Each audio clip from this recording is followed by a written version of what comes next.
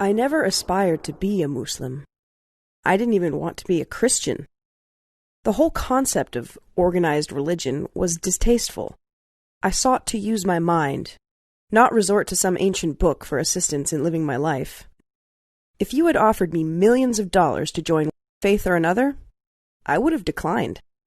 One of my preferred authors was Bertrand Russell, who maintained that religion is little more than superstition and generally harmful to people. He believed the religious outlook served to inhibit knowledge and promote fear and dependency, in addition to being accountable for much of our world's wars. I remember laughing out loud while reading Hey, Is That You, God? By Dr. Pascal, in which he derided the concept of God through satirical dialogue.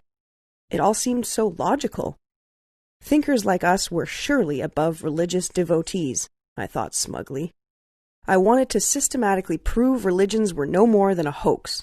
I purposefully set out to do just that. Yet, here I am, Muslim.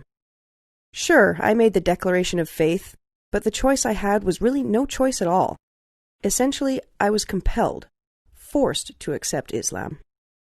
Interestingly, in my talks with followers of religions, especially those other than Islam, I have often noticed that they clearly desire to believe, as if, no matter how many contradictions or errors are pointed out in the scriptures, they brush them aside and maintain their unquestioning faith.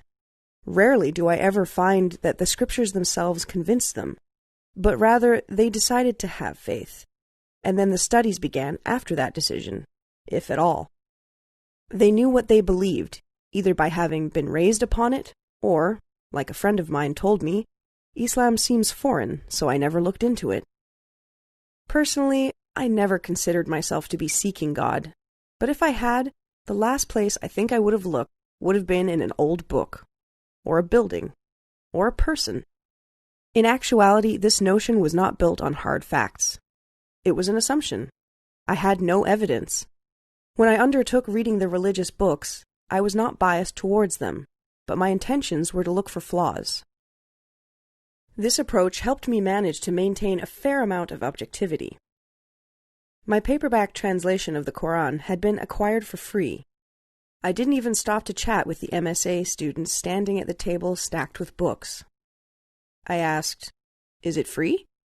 When they replied, "Yes," I grabbed one and continued on my way. I had no interest in them, only the free book to assist me in accomplishing my goal of debasing religions once and for all. But as I read that Quran, as its cover became worn and its pages tattered, I became more and more subdued. It was distinct from the other religious books I had also collected. I could understand it easily. It was clear. A friend of mine once began ranting about how God in Islam is angry and vengeful. I came to its defense without even realizing it, opening it up and easily flipping to one of the many pages that said, "Surely God is forgiving, merciful." It was as if the Quran was speaking to me directly, responding to my life. It was an old book, but somehow it was entirely relevant. The Quran was appealing to my intellect, offering me signs and then telling me to think, to ponder and consider. It rejected the notion of blind faith, but encouraged reason and intelligence. It directed humanity towards goodness, recognition of the Creator, plus moderation, kindness, and humility.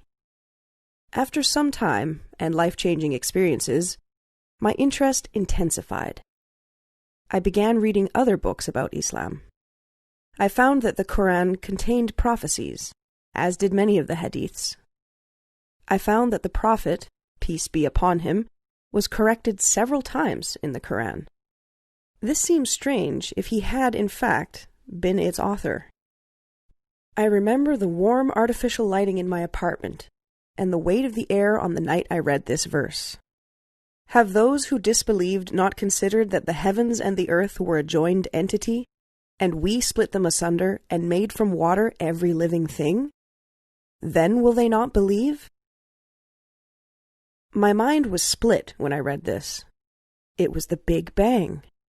Suddenly, not just a theory, and every living thing from water, wasn't that what scientists had just discovered?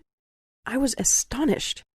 It was the most exciting and yet frightening time of my life. Now what? There were only two choices, and one was no choice at all.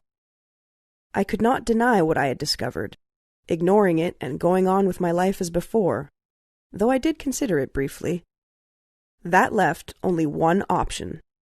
I knew I had to accept Islam, because the only alternative was denying